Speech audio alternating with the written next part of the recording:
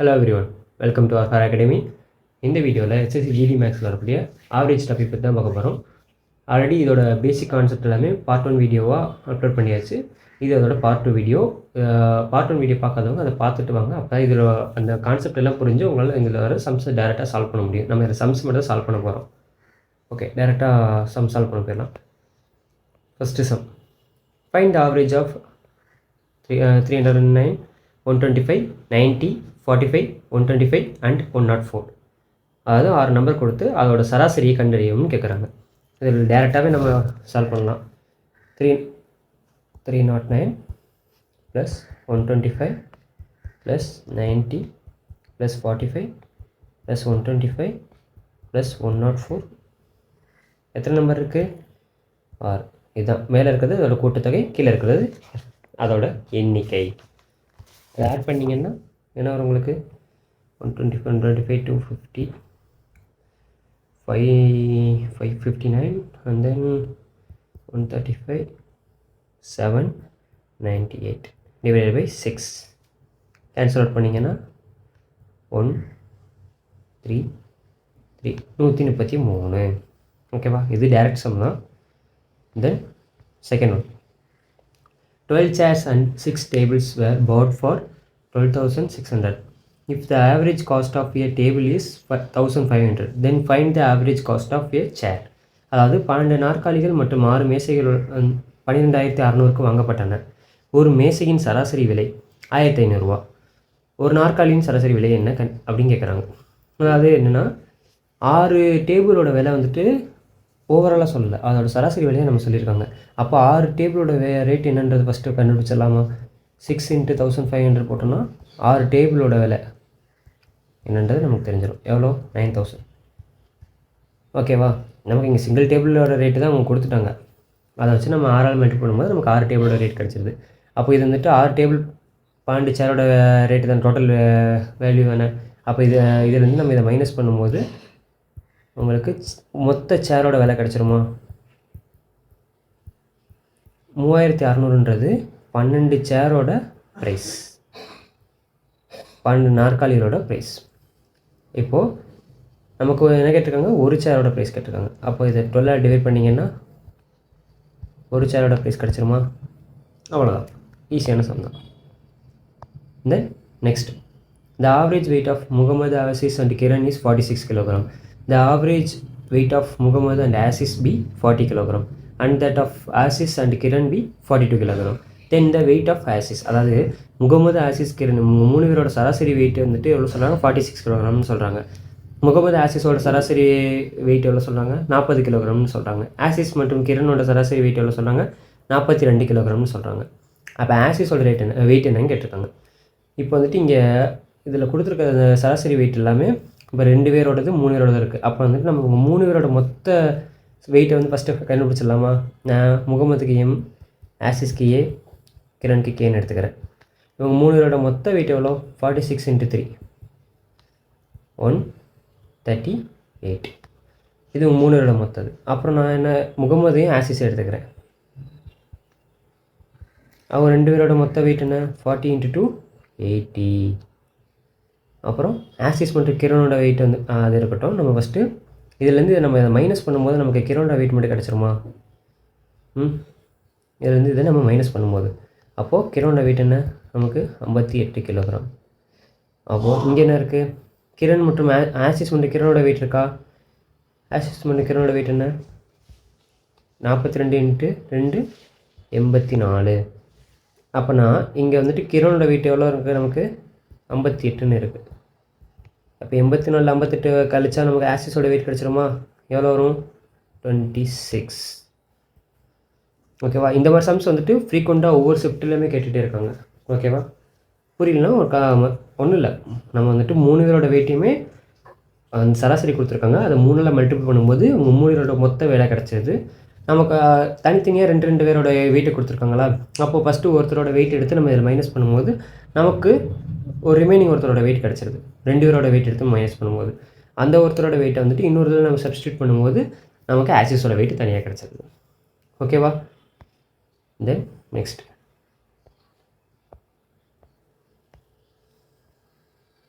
fourth one. The average age of 28 students of a class is 40 years. If the age of teacher is also included, the average age of the whole group becomes 41 years. The age of the teachers, அது ஒரு வகுப்பில் வந்துட்டு 28 மாணவர்களோட சராசரி வயது வந்து 40 ஆண்டுன்னு சொல்லியிருக்காங்க. ஆசிரியரோட வயதை சேர்த்தாங்கன்னா, அது இதுக்கு முன்னாடி ஆசிரியரோட வயதை அவங்க சேர்க்கலை. இது இப்போ ஆசிரியரோட வயதை அவங்க சேர்க்கும் போது அங்கே இருக்கக்கூடிய மொத்த பேரோட சராசரி வயது வந்துட்டு 41 ஆகுது. ஓகேவா? அப்போது ஆசிரியரோட வயது என்னன்னு கேட்குறாங்க. இதை நம்ம 2 மெத்தடில் சால்வ் பண்ண முடியும். ஃபஸ்ட்டு வந்துட்டு நார்மலாக எப்படி சால்வ் பண்ணுவோம்னா, இப்போ 28 பேரோட வயசா, அப்போ 28 பேரோட சராசரி வயதுன்னு கொடுத்துருக்காங்க. அப்போ 28 பேரோட மொத்த வயசுன்னா 28 × 40. இதோட நான் வந்துட்டு டீச்சரோட வயசை கூட்டும் போது எனக்கு சராசரி என்ன வருதுன்னு இருக்காங்க, 41. சராசரினா மொத்த நம்பரால் கூட்டு டிவைட் பண்ணணும்ல. மொத்த இப்போ 28 + டீச்சர் சேர்க்கும் போது 29 மாறிடுது கவுண்ட்டு. நான் டிவைட் பண்ணும்போது எனக்கு 41 சராசரி ஏஜ் கிடைக்குது. அப்போ டீச்சரோட ஏஜ் வந்து எப்படி கண்டுபிடிக்கலாம்னா, T41 × 29 - 28 × 40. இந்த மாதிரி நான் சால்வ் பண்ணலாம். இது ஒரு வே ஆஃப் மெத்தட். நமக்கு இங்கே கால்குலேஷன் வந்துட்டு டைம் அதிகமாக கன்சியூம் பண்ணலாம். அப்போது நான் என்ன பண்ணுறேன்னா, இன்னொரு மெத்தட் என்னன்னா, இதுக்கு இப்போது நமக்கு ஈக்குவேட் பண்ணுற ஒரு மெத்தட் ஒன்று இருக்கும். என்னென்னா, இப்போ 28 பேரோட சராசரி வயது 40. ஓகேவா? டீச்சரோட வயசு வந்துட்டு நமக்கு சேர்க்கறதுக்கு அப்புறம் தான் சராசரி 41 மாறுது. நான் இப்போ என்ன பண்ணுறேன், டீச்சரோட வயசையுமே வந்துட்டு நான் 40 எடுத்துக்கிறேன். சராசரி வயசில் நான் 40 எடுத்துக்கிறேன். இப்போது நீங்கள் இந்த இடத்துல நம்ம இது பார்க்கறதுக்கு முன்னாடி வந்துட்டு ஃபஸ்ட்டு ஒரு சராசரி இதில் வந்துட்டு ஒரு ஃபேக்ட் ஒன்று பார்க்கலாம். என்னென்னா, இப்போ ஒரு 10 பேக் இருக்குது. 10 பேக் இருக்குது. 10 பேக்கில் வந்துட்டு ஒவ்வொரு பேக்லேயுமே வந்துட்டு ஒரு குறிப்பிட்ட அளவுக்கு வந்துட்டு ஒரு பாலோ ஒரு பொருளோ வைக்கலாம்னு வச்சுக்கோங்களேன். அப்போ அந்த மாதிரி ஒரு சில பேக்கில் வந்து 5ன்னு வைக்கலாம், ஒரு சில பேக்கில் 15ன்னு வைக்கலாம். இந்த மாதிரி 10 பேக்கில் டிஃப்ரெண்ட் டைப் ஆஃப் நம்பர்ஸ் நான் வச்சுட்டு வரும்போது அதோட சராசரி வந்துட்டு ஓவராலாக வந்துட்டு எனக்கு 10ன்னு வருது. அதாவது நான் மொத்தமாக 100 பொருள் வைக்க முடியும் அந்த 10 பேக்கில். அப்போ வந்துட்டு அந்த 10 பேக்கில் ஒரு சில பேக்கில் மாறி மாறி வரலாம். ஓவரால் நான் பார்க்கும்போது இந்த 10 பேக்குக்கு சராசரி ஒரு பேக்கில் வந்து என்னால் 10 பொருளை வைக்க முடியும்னு வருது. இப்போ இன்னொரு பேக்கை நான் கடைசியில் வந்து ஆட் பண்ணுறேன். 11வது பேக்காக வருது.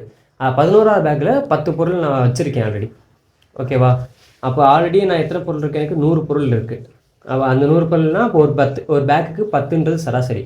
நான் இப்போ கொண்டு வர பேக்லேயுமே 10 இருக்குது அப்படின்னா அதோட சராசரி வந்துட்டு மாறுமா மாறாதான்னா இங்கே மாறாது. ஏன்னா ஆல்ரெடி இருக்க சராசரியும் இந்த பேக்கில் இருக்க பொருளும் ஈக்குவல் லெவலில் தான் இருக்குது. அப்போ ஓவராலாக அதோட சராசரி 10 தான் வரும். வேணால் நீங்கள் அதை சால்வ் பண்ணியே பாருங்கள். ஆல்ரெடி 10 பேக்கில் எவ்வளோ இருக்குது, 100 இருக்கா? நான் கொண்டு வந்திருக்க ஒரு பேக்கில் 10 இருக்குது. கூட்டினீங்கன்னா மொத்தம் 110 பால் இருக்குதுன்னு வச்சுக்கோங்க. அப்போ மொத்தமாக 11 பேக்கா? அப்போ ஒரு பேக்குக்கு எவ்வளோ சராசரி? 10. புரியுதா? அப்போது ஆல்ரெடி இருக்கிற சராசரியும் வரக்கூடிய இன்னொரு சராசரியும் ஈக்குவலாக இருந்துச்சுன்னா அதை வந்துட்டு நம்ம ஓவராலாக சராசரி பார்க்கும்போது ஈக்குவலாக தான் வரும். புரிஞ்சுச்சா? இதுதான் இந்த கான்செப்ட். இந்த கான்செப்டை நீங்கள் தெரிஞ்சு வச்சுக்கோங்க. இப்போ அது நமக்கு இங்கே யூஸ்ஃபுல்லாக இருக்கும். இப்போ நான் என்ன சொல்லிட்டேன், 28 பேரோட சராசரி 40ன்னு சொல்லிட்டேன். டீச்சரோட சராசரி ஏஜ் நான் 40 இப்போ கன்சிடர் பண்ணுறேன். ஓகேவா? 40ன்னு வரும்போது 29 பேரோட சராசரியுமே எனக்கு 40 மாறுதா? புரியுதா? 40 மாறி இருக்குது. ஆனால் இங்கே சராசரி என்ன இருக்குது, எனக்கு 41 இன்க்ரீஸ் ஆகிருக்கு. அப்போது நான் வந்துட்டு இங்கே வந்து 40 + 1 நம்ம ஆல்ரெடி இங்கே ஒரு கான்செப்ட் பேசிக் கான்செப்ட் படிக்கும்போது படிச்சிருப்போம். ஒவ்வொரு நம்பரோடையுமே ஒரு சேம் காமன் நம்பரை நம்ம கூட்டும்போது சராசரியுமே அதே அளவு கூட்டுன்னு படிச்சிருக்கோமா? அப்போ இங்கே வந்துட்டு சராசரி எவ்வளோ கூடியிருக்கு? 1 கூடியிருக்கா? 1 கூடியிருக்குன்றப்ப நான் ஒவ்வொரு நம்பரோடையுமே, அதாவது 1 2 இதெல்லாம் ஸ்டூடெண்ட்ஸு, 28 ஸ்டூடெண்ட்ஸு டீச்சரோடு சேர்த்து இவங்க எல்லாருக்குமே வந்துட்டு நான் +1 +1 +1 கூட்டணுமா? சராசரி வந்துட்டு ஏன்னா 1 கூடியிருக்கு. அப்போ நான் எல்லாத்துக்கும் +1 +1 கூட்டணும். அப்போ வந்துட்டு மொத்தம் எத்தனை பேர் இருக்காங்க? இங்கே 29 இருக்காங்க. அப்போ 29 நம்பரை வந்துட்டு நான் அதில் கூட்டும் போது எனக்கு சராசரி 41 மாறும். அப்போது டீச்சரோட ஏஜ் என்னவா இருக்குது? இங்கே 40 இருக்கா? அப்போ இங்கே 29ன்றது டீச்சரோட ஏஜை சேர்க்கும் போது தானே இது 41 இன்க்ரீஸ் ஆகுது. அப்போது நான் ஆல்ரெடி இருக்கிற 40யோட 29 ஆட் பண்ணும்போது எனக்கு டீச்சரோட ஏஜ் கிடச்சிருது 69. புரியுதா? ஏன்னா ஆல்ரெடி இங்கே 28ன்றது இங்கே சீலிங் லிமிட் 40 இயர்ஸ்ன்றது. ஓகேவா? நான் டீச்சரோட இதை வந்துட்டு நானாக அஸ்யூம் பண்ணி தான் கொண்டு வந்திருக்கேன். டீச்சரோட ஏஜை நானாக அஸ்யூம் பண்ணி தான் கொண்டு வந்திருக்கேன். ஏன்னா 40ன்றதை நான் இங்கே எடுத்துக்கிறேன் உங்களோட ஈக்குவேட் பண்ணுறதுக்காண்டி. அப்போ ரிமைனிங் வரக்கூடிய மொத்த நம்பர் இருக்குல்ல, மற்ற எல்லாத்தையும் கூட்டக்கூடிய நம்பரை நம்ம டீச்சரோட ஏஜோட தான் கூட்டணும். ஓகேவா? நீங்கள் இங்கே டேரெக்டாகவே இங்கே என்ன கேட்டிருக்காங்களோ அதோட இருக்கக்கூடிய ஸ்டூடெண்ட்ஸோட ஏஜை நீங்கள் ஆட் பண்ணிங்கனாலே உங்களுக்கு ஆன்சர் வந்துட்டு 69 கிடச்சிரும். புரியுதா? இது இன்னொரு மெத்தட். இந்த மெத்தடை நீங்கள் பார்த்து வச்சுக்கும் போது இது உங்களோட ஆவரேஜோட சம்ஸ் வந்து நீங்கள் ஈஸியாக சால்வ் பண்ண முடியும். இதே கான்செப்ட் வச்சு யூஸ் பண்ணி நம்ம இன்னொரு சம் பார்க்கலாம். In a class, the average score of a boys is 75 with 20 boys. The average score of girls is 85 with 30 girls. Overall average score என்னன்னு கேட்குறாங்க. அதாவது ஒரு வகுப்பில் வந்துட்டு 20 மாணவர்கள் இருக்காங்க, அவங்களோட சராசரி மதிப்பெண் வந்துட்டு 75. 30 மாணவிகள் இருக்காங்க, அவங்களோட சராசரி மதிப்பெண் 85 இருக்குது. நம்ம இது வந்துட்டு வெயிட்டட் ஆவரேஜ் இருக்குல்ல, அந்த கான்செப்ட் நம்ம இடையிட்ட கூட்டு சராசரின்னு அதுதான் இவங்க கேட்குறாங்க, ஒட்டுமொத்த சராசரி மதிப்பெண். அந்த ஃபார்முலா படி நம்ம பார்த்தோம்னா என்ன வரும், நமக்கு 75 × 20 + 30 × 85 டிவைட் பை 20 + 30. நீங்கள் இதை வந்து கேன்சல் அவுட் பண்ணிங்கன்னா உங்களுக்கு வந்துட்டு வெயிட் அந்த ஓவரால் ஆவரேஜ் வந்துட்டு நமக்கு கிடச்சிரும். இது ஒரு வே ஆஃப் மெத்தட். இப்போ இன்னொரு மெத்தட் என்னென்னா, நம்ம இந்த ஈக்குவேட் பண்ணுற மெத்தடில் பார்க்கலாம். இங்கே 75ன்றது லோவஸ்ட் வேல்யூ. நான் இப்போ என்ன பண்ணுறது, 75 வந்துட்டு ஓவரால் எல்லாருக்குமே நான் ஈக்குவலாக ஷேர் பண்ணி கொடுக்குறேன். 20 பாய்ஸ்க்குமே நான் 75 கொடுக்குறேன், 30 கேர்ள்ஸுக்குமே நான் 75 கொடுக்குறேன். ஓகேவா? இப்போ பாய்ஸை பொறுத்த வரைக்கும் நமக்கு ரிமைனிங் ஏதாவது ஷேர் பண்ணாமல் இருக்கிறதுக்கு ஏதாவது வேல்யூ இருக்கா? இல்லை. ஏன்னா ஆல்ரெடி 75 நம்ம எல்லாத்துக்கும் ஷேர் பண்ணி கொடுத்துட்டோம். ஆனால் இங்கே கேர்ள்ஸ்க்கு மட்டும் பாருங்களேன், அதாவது அந்த ஆவரேஜில் வந்துட்டு ஒரு 10 இருக்குது. ஆவரேஜில் 10 இருக்குன்னா அந்த மொத்த மதிப்பெண்ணில் வரும்போது என்னவாக இருக்கும், 300ன்னு இருக்கும். அதாவது இங்கே × 20 போட்டிங்கன்னா 180 நான் 20 பேருக்கு பகிர்ந்து கொடுத்துட்டேன். இங்கே வந்துட்டு 85 × 20 போட்டிங்கன்னா 85 × 30 போட்டிங்கன்னா உங்களுக்கு 90 சம் வேல்யூ வரும். அதில் வந்துட்டு நான் 150 நான் பிரிச்சுட்டேன்னு வச்சுக்கோங்களேன், எனக்கு ரிமைனிங் வந்துட்டு 300 சம்திங் இருக்குது. இந்த 300 நான் வந்துட்டு பிரித்து இப்போ எல்லாத்துக்கும் நான் ஸ்ப்ரெட் பண்ணி கொடுக்கணும். ஓகேவா? சாரிங்க, 150ல் 1500, இங்கே 1500, தென் 1800 வரும். ஓவராலாக 1800ல் நான் 1500 வந்துட்டு பிரித்து கொடுத்துட்டேன். ஓகேவா? இப்போ வந்துட்டு எனக்கு ஆவரேஜ் பார்த்திங்கன்னா சொல்லியிருந்தில்ல, ஒரு ஆல்ரெடி இருக்கிற ஆவரேஜோட இன்னொரு இது நான் மொத்தமாக கூட்டும்போது அதுக்கும் சேம் ஆவரேஜாக இருந்துச்சுன்னா நமக்கு ஈக்குவலான வேல்யூ வரும் அப்படின்னு. அந்த மாதிரி வந்துட்டு நம்ம 75ன்றது ஈக்குவலான ஆவரேஜாக இருக்குது. 20 பாய்ஸ்க்குமே 75 நான் கொடுத்துருக்கேன், இங்கே 30 கேர்ள்ஸ்க்குமே 75ன்ற நம்பர்ஸ் நான் கொடுத்துட்டேன் ஆவரேஜாக. அப்போது ஈக்குவலாக இருக்கிறப்ப நமக்கு 50 பேருக்குமே நமக்கு ஆவரேஜ் 75 வந்துருச்சு. நான் இன்னும் ஷேர் பண்ணி கொடுக்காத வேல்யூ எவ்வளோ இருக்குன்னா நமக்கு 300 இருக்குது. அப்போ அந்த 300 50 பேருக்கு நான் ஷேர் பண்ணி கொடுக்கணும். அந்த மாதிரி நான் ஷேர் பண்ணி கொடுத்தேன்னா எவ்வளோ வருது, 6 வருதா? அப்போ ஆவரேஜ் என்ன, ஆல்ரெடி 75 இருக்கா, 75 + 6 81. புரியுதா? இந்த மாதிரி நீங்கள் ஈக்குவேட் பண்ணும்போது உங்களுக்கு கால்குலேஷன் ஈஸியாக இருக்கும். கான்செப்ட் நீங்கள் தெளிவாக புரிஞ்சுக்கிட்டிங்கன்னா நீங்கள் சீக்கிரமாகவே சால்வ் பண்ண முடியும். இந்த மெத்தடில் போடுறதுனா போடலாம், இந்த மெத்தட் நீங்கள் யூஸ் பண்ணுறோம் யூஸ் பண்ணிக்கலாம். சப்போஸ் இதில் புரியலை, டவுட்டாக இருக்குது அப்படின்னா, எனி குவரிஸ் இருந்துச்சுன்னா கமெண்டில் டைப் பண்ணுங்கள், அட்ரஸ் பண்ணலாம். ஓகேவா? Then next, find the average of all the odd numbers and average of all the even numbers from 1 to 45. அதாவது 1லேருந்து 45 வரையிலான அனைத்து ஒற்றைப்படை எண்களின் சராசரியும் அனைத்து இரட்டைப்படை எண்களின் சராசரியும் கண்டுபிடிக்கும். அந்த பேசிக் கான்செப்டில் நம்ம ஃபார்முலாஸ் பார்த்தோமா, அதில் வந்துட்டு எண்ணுன்றது என்ன சொல்லியிருந்தோம், அதாவது எண்ணுன்றதுல 2 டைப் இருக்குது. ஒன்று கவுண்ட்ஸ்ன்னு இருக்குது, இன்னொன்று வந்துட்டு நம்பர்ன்னு இருக்குது. இங்கே வந்துட்டு என்ன 45ன்றது கவுண்டா நம்பரா, இங்கே வந்து 45ன்றது நம்பரு. ஓகேவா? அப்போது நமக்கு நம்பர் யூஸ் பண்ணி வந்த ஃபார்முலா என்ன, நம்பர் யூஸ் பண்ணி நமக்கு ஃபார்முலா என்ன, இங்கே n+1 ஒற்றைப்படைக்கு /2. ஈவன் நம்பர் இருந்ததுன்னா n/2 + 1. ஓகேவா? இப்போ வந்துட்டு எத்தனை 45 இருக்கா, 45 + 1/2. அப்போ ஒற்றைப்படை என்னோட ஆவரேஜ் என்ன நமக்கு 46/2 23. இரட்டைப்படை எண்ணுக்கான ஃபார்முலா என்ன, n/2 +1. இங்கே வந்துட்டு 45 ஒற்றைப்படை. இதுக்கு முன்னாடி இருக்க கடைசி இரட்டைப்படை எண் என்ன, 44. 44/2 + 1 கேன்சல் பண்ணிங்கன்னா 22. 22 + 1 23. அப்போ வந்துட்டு நமக்கு ஒற்றைப்படை இரட்டைப்படை எண்களோட சராசரி 23. புரியுதா? இது வந்துட்டு அந்த ஃபார்முலாஸ் வச்சு நம்ம பண்ணுறது. சப்போஸ் எனக்கு ஃபார்முலா ஞாபகம் இல்லை சார், நான் என்ன பண்ணுறது அப்படின்னா, நீங்கள் கவுண்ட்ஸ் பண்ணுங்கள், நம்பர் எத்தனை நம்பர் இருக்குதுன்னு பாருங்கள். எத்தனை நம்பர் இருக்குதுன்னு பார்க்கும்போது உங்களுக்கு 45ன்றப்போ வந்துட்டு உங்களுக்கு 44 எடுத்துக்கோங்க. 45 எடுக்கும்போது 22 நம்பர்ஸ். ஆனால் இங்கே இரட்டைப்படை எண் வந்துட்டு 22 இருக்குது, ஒற்றைப்படை எண் 22 இருக்குது. நமக்கு 45ன்றது எக்ஸ்ட்ரா ஒன்று சேர்ந்துருக்கா, அப்போ 23ன்றது மொத்த ஒற்றைப்படை எண்களோட எண்ணிக்கை. புரிஞ்சா? அதே மாதிரி 22ன்றது மொத்த இரட்டைப்படை எண்களோட எண்ணிக்கை. இதை நீங்கள் கண்டுபிடிக்க தெரியணும். இதை நீங்கள் கண்டுபிடிக்க தெரிஞ்சுன்னா, சப்போஸ் நம்பர் சிஸ்டமோட ஃபார்முலா ஞாபகம் இருந்துச்சுன்னா நீங்கள் அதை வச்சு கூட இதை சால்வ் பண்ண முடியும். ஒற்றைப்படை எண்களோட ஒட்டுமொத்த கூட்டுத்தொகை என்ன? n². இரட்டைப்படை எண்களோட ஒட்டுமொத்த கூட்டுத்தொகை என்ன? n × n+1. இதை நீங்கள் வச்சோம் நீங்கள் உங்களால் இந்த சம்மை சால்வ் பண்ண முடியும். ஓகேவா? அதுக்கு நீங்கள் எய்தர் இந்த ஃபார்முலா ஞாபகத்தில் இருக்கணும், இல்லைனா அந்த sum of the number, sum of the n odd number, sum of the n even நம்பர்ஸோட ஃபார்முலாஸ் ஞாபகத்தில் இருக்கணும் உங்களுக்கு. ஓகேவா?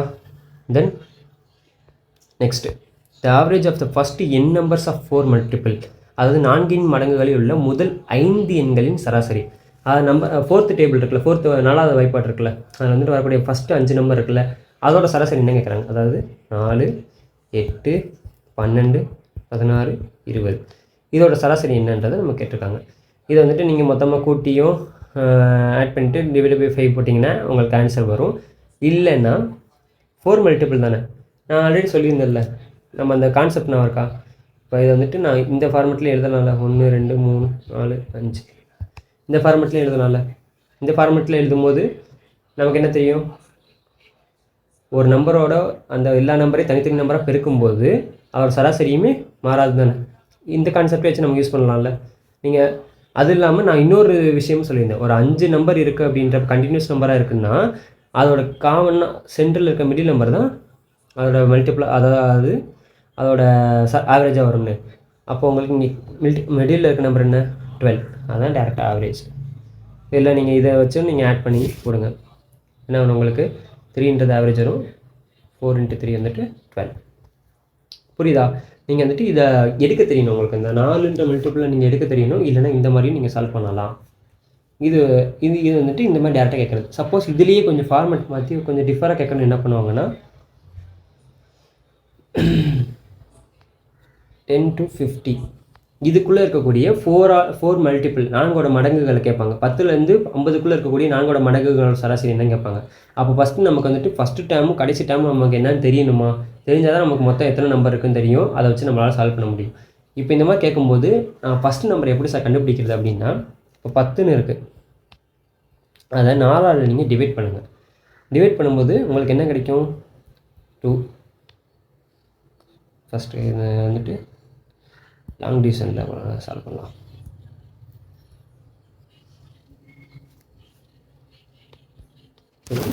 8 ரிமைண்டர் என்ன மீதி என்ன கிடைக்குது? நமக்கு 2 கிடைக்குதா? அப்போது இந்த 2 வந்து இந்த 4 இந்த நம்பர் இருக்குல்ல, டிவைட் பண்ண நம்பர், அதோட மைனஸ் பண்ணிங்கன்னா வரக்கூடிய நம்பரை இந்த நம்ம இது டிவைட் பண்ணோம்ல அந்த நம்பரோட நம்ம ஆட் பண்ணோன்னா அதுதான் 4ஆல் வகுப்படக்கூடிய 4ஆல் டிவைட் பண்ணக்கூடிய ஃபஸ்ட்டு நம்பர். ஓகேவா? 12 தெரிஞ்சிச்சுன்னா நீங்கள் டேரெக்டாக போடலாம். சப்போஸ் தெரியாதப்போ, இப்போ இது 4ன்றது நமக்கு தெரிஞ்சிருக்கு, சப்போஸ் 8 or 7 அதுவும் மோர் தென் 200 300 இந்த மாதிரி கேட்குறாங்கன்னா நீங்கள் சால்வ் பண்ணக்கூடிய மெத்தட் இதுதான். 200 இருக்குது, 7 7ஆல் வகுப்படக்கூடிய இதில் வந்து சராசரி கேட்குறாங்க அப்படின்னா ஃபஸ்ட்டு நம்பர் கண்டுபிடிக்கணும் அப்படின்னா நமக்கு டிவைட் பண்ணுங்கள். 14 6 8 56 4 ரிமைண்டர் 4 வருதா? அப்போது இதில் வந்துட்டு 4 எக்ஸ்ட்ரா இருக்குது நம்ம 7ஆல் வகுத்ததுக்கப்புறம். அப்போ இந்த 4ஓட எத்தனை கூட்டினா நமக்கு 7 வரும்? 3னா அப்போ இந்த நம்பர் 203ன்றது 7ஆல் வகுப்படக்கூடிய ஃபஸ்ட்டு நம்பர். இந்த மாதிரி தான் ஃபஸ்ட்டு நம்பர் கண்டுபிடிக்கணும். இதுவே லாஸ்ட் நம்பர் கண்டுபிடிக்கணும்னா இப்போ இதே 4 வச்சு நம்ம ஃபைனல் பண்ணலாம்.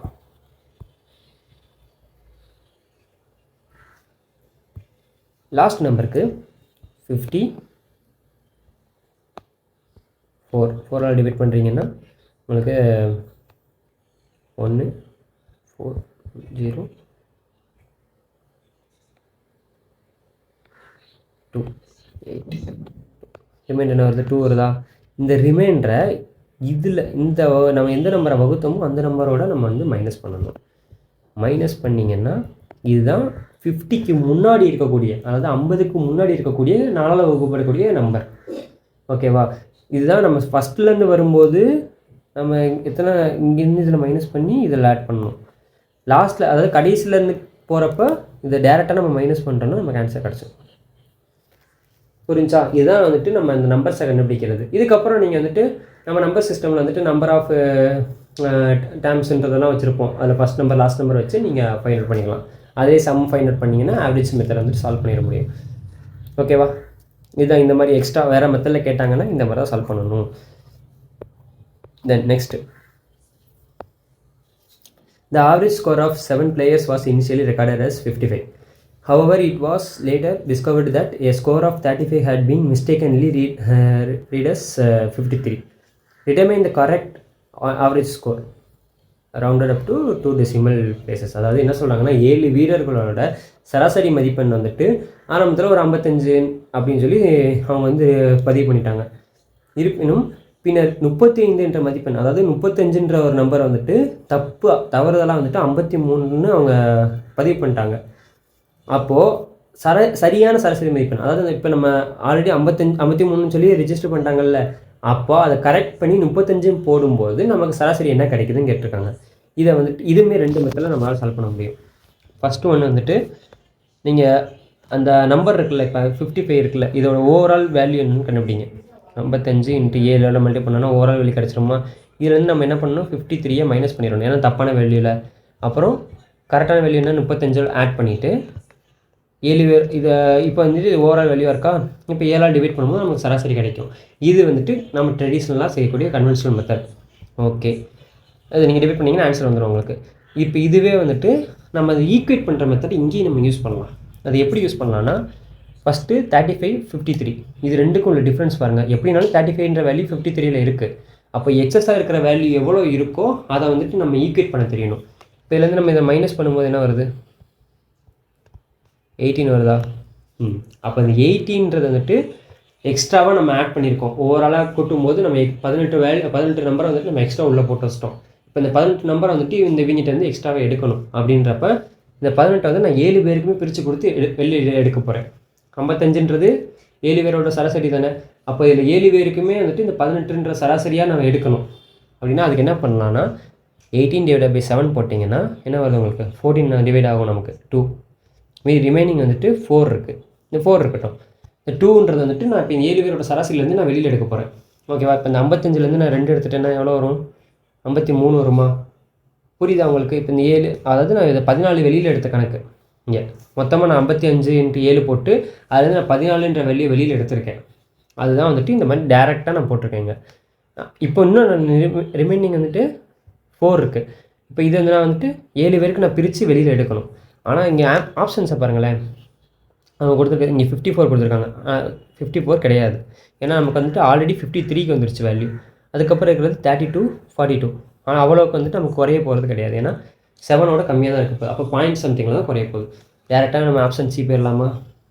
புரியுதா? இது வந்துட்டு நான் என்ன பண்ணியிருக்கேன்னா ஈக்குவேட் பண்ணி நான் வெளியில் எடுத்துருக்கேன். அவங்கள்ட்ட இருந்து 53லேருந்து 35 மைனஸ் பண்ணிட்டேன்னா ஒரு வேல்யூ வருது. அந்த 18ன்ற வேல்யூவை தான் நான் ஓவராலாக இருக்கக்கூடிய, அதாவது 55 × 7 நான் மல்டிபிள் பண்ணேன்னா அதுலேருந்து இந்த 18ன்ற வேல்யூ மைனஸ் பண்ணிவிட்டு மீதி 7ஆல் டிவைட் பண்ணி கொடுக்கணும். அதுக்கு நான் என்ன பண்ணிட்டேன்னா அந்த ஆவரேஜ்லேருந்து டேரெக்டாகவே நான் இதை எப்படி மைனஸ் பண்ண போகிறேன் அப்படின்றது தான் உங்களுக்கு சொல்லியிருக்கேன். அது 7ஆல் நான் டிவைட் பண்ணும்போது 2ன்ற வேல்யூ டேரெக்டாக அந்த ஆவரேஜில் மைனஸ் பண்ணாலே போதும் எனக்கு. இதுதான் நம்ம நம்பர்ஸோட ப்ளே பண்ணுறதுங்க. இதை தெளிவாக புரிஞ்சுக்கோங்க. புரியலன்னா 1 செகண்ட் மறுபடியும் ரிப்பீட் பண்ணி பாருங்கள், கண்டிப்பாக யூஸ்ஃபுல்லாக இருக்கும். Okay, then next, a man goes to Ahmedabad from Kolkata at a speed of 78 km/h and returns to Kolkata at speed of 91 km/h through same route.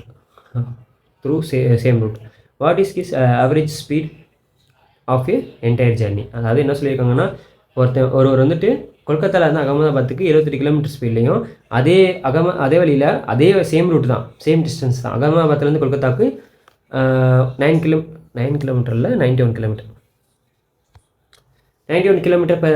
Kilometre வேகத்துலேயும் வந்துட்டு பயணிக்கிறாரு. அப்போ அவரோட முழு பயணம் மொத்த என்டையர் ஜர்னியில் ஆவரேஜ் ஸ்பீட் என்னன்னு கேட்டுக்கோங்க. ஆவரேஜ் ஸ்பீடுக்கான ஃபார்முலா பார்த்தோம்ல,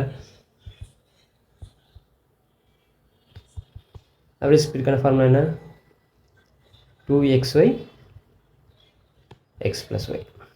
இப்போ இங்கே xyன்றது என்ன, 78 × 91 / 78 + 91. கீழே ஆட் பண்ணிங்கன்னா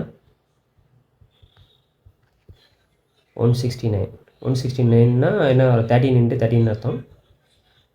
நான் இங்கே 13 டேபிளால் 13ஆம் வகுப்பில் வந்துட்டு நான் இதை கேன்சல் பண்ணேன்னா 6 7 6 7னா 42 42 42னா 42 × 2 எவ்வளோ 84. இதுதான் ஆவரேஜ் ஸ்பீடு. புரிஞ்சா? இது டேரெக்டாக நம்ம இந்த ஃபார்முலா தெரிஞ்சால் டேரெக்டாக அப்ளை பண்ணுறோம். தென் இதுலேயே இன்னொரு மாடல் பார்த்துடலாம்.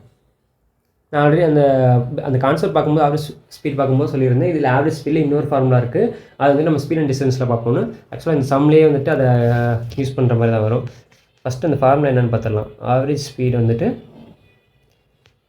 டிஸ்டன்ஸ் கான்ஸ்டண்ட்டாக இருக்கும்போது நம்ம மேலே அந்த ஃபார்முலா யூஸ் பண்ணலாம்.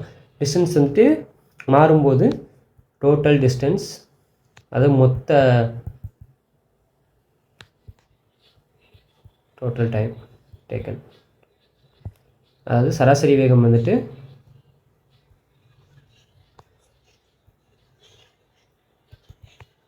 மொத்த தொலைவு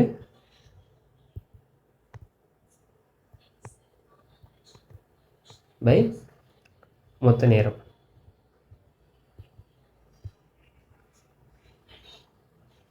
ஓகேவா? இந்த ஃபார்முலா வந்துட்டு நமக்கு இந்த இடத்துல யூஸ்ஃபுல்லாக இருக்கும். ஃபஸ்ட்டு அதுக்கு முன்னாடி இந்த சம்மை வந்துட்டு எப்படி பேசிக், அதாவது எப்படி புரிஞ்சுக்கலாம் அப்படின்றத பார்ப்போம். இந்த ஃபார்முலா நோட் பண்ணி வச்சுக்கோங்க, இது ரொம்ப முக்கியம். டைம் அண்ட் ஸ்பீடில், அதாவது ஸ்பீட் அண்ட் டிஸ்டன்ஸில் வரும்போது நம்ம கண்டிப்பாக பார்ப்போம். இந்த சம்லேயே நம்ம அதை பார்க்குற மாதிரி தான் ஆகுது. இந்த சம்மையை நம்ம 2 விதத்துலேயும் சால்வ் பண்ணலாம்.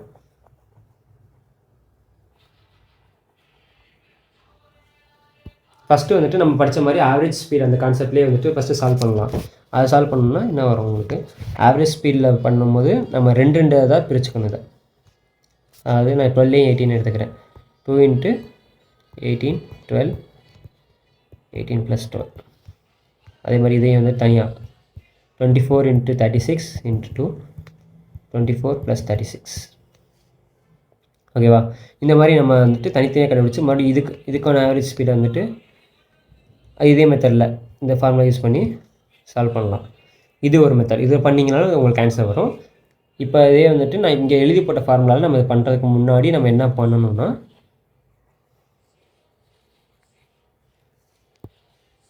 இதை எழுதி போட்ட ஃபார்முலா முன்னாடி நான் என்ன பண்ணணும் அப்படின்னா, இங்கே பாருங்கள். ஃபஸ்ட் கொஸ்டின் தான், a car covers 4 successive 8 km distance at speeds of 12 km 18 km 24 km 36 km. அதாவது ஒரு 4 டிஃப்ரெண்ட் ஸ்பீடில் வந்துட்டு அந்த கார் வந்துட்டு ட்ராவல் ஆகுது சேம் டிஸ்டன்ஸ்லேயே.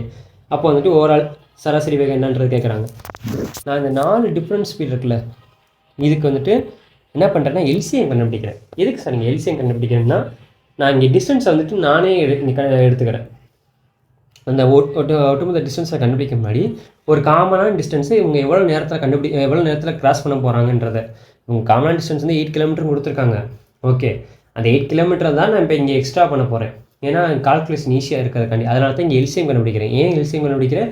இந்த நம்பர்ஸ் வந்துட்டு ஈஸியாக அதை டிவைட் பண்ணுறதுக்காண்டி. இதோட எல்சிஎம் என்ன வரும் உங்களுக்கு? 12 18 24 36. இதோட எல்சிஎம் என்ன உங்களுக்கு?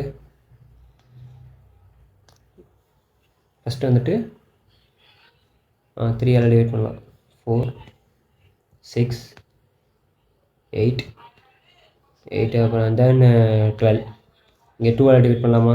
2 3 4 6 அகைன் 2 1 3 2 3 அகைன் 3 1 1 2 1. ஓகேவா? இப்போ நம்பர்ஸ் எடுத்துதுங்க. 3 × 2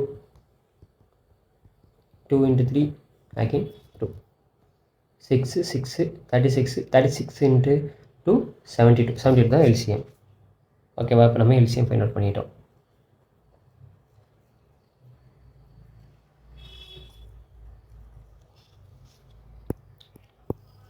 இப்போ இந்த 72ன்றது தான் காமனான டிஸ்டன்ஸாக நான் இங்கே எடுத்திருக்கேன். இங்கே 8 km தான் 72 நான் கன்வெர்ட் பண்ணி எடுத்திருக்கேன்.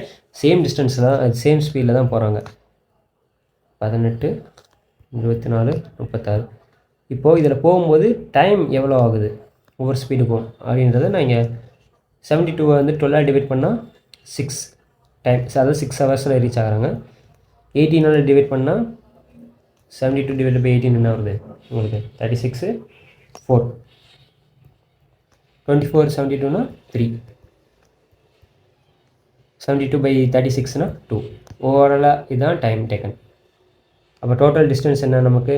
டோட்டல் டிஸ்டன்ஸ்னு டேரெக்டாக நீங்கள் 72 மட்டும் போட்டக்கூடாது. இங்கே டோட்டல் டிஸ்டன்ஸ்ன்றப்போ 4 ஸ்பீட்லேயும் 4 டிஸ்டன்ஸ் போயிருக்காங்கல்ல, அப்போ 72 × 4 இது டோட்டல் டிஸ்டன்ஸ். இதில் தான் நம்ம இங்கே மிஸ்டேக் பண்ணுவோம். டேரெக்டாக 72 மட்டும் போட்டு ஆன்சர் வரல பார்ப்போம். ஆனால் இங்கே டோட்டல் டிஸ்டன்ஸுன்றது 72 × 4 4 ஸ்பீடில் டிஃப்ரெண்ட் ஸ்பீடில் இந்த டிஸ்டன்ஸை நம்ம கிராஸ் பண்ணியிருக்கோம். அண்ட் தென் டைம் டேக்கன் என்ன உங்களுக்கு? 15. ஓகேவா?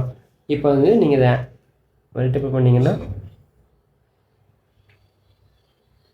ஃபஸ்ட்டு கேன்சல் பண்ணிடலாம். 3 டேபிள் அடித்தோம்னா 5 24 96/5 கேன்சல் பண்ணிங்கன்னா 19.2. புரியுதா? சப்போஸ் இந்த சம் உங்களுக்கு புரியல, ஸ்பீட் டிஸ்டன்ஸ் புரியல அப்படின்னா நம்ம ஸ்பீட் டிஸ்டன்ஸில் பார்க்கும்போது இந்த டைப் ஆஃப் சம் வந்துட்டு ஒரு சம் சால்வ் பண்ணலாங்க. அதான் நான் இது வந்துட்டு 2 வே ஆஃப் மெத்தடில் வந்துட்டு நம்ம அப்ரோச் பண்ண முடியுன்றதை காட்டுறக்காண்டி தான் உங்களுக்கு இந்த மெத்தடில் இங்கே சால்வ் பண்ணி காமிச்சிருக்கேன். நம்மளால் ஆவரேஜ் ஸ்பீட் மெத்தட், அதாவது 2x/xy x+y மெத்தட்லேயும் சால்வ் பண்ண முடியும். நம்மளால் இந்த total distance by total time டேக்கனை வச்சு சால்வ் பண்ண முடியும். ஓகேவா? And thank you all.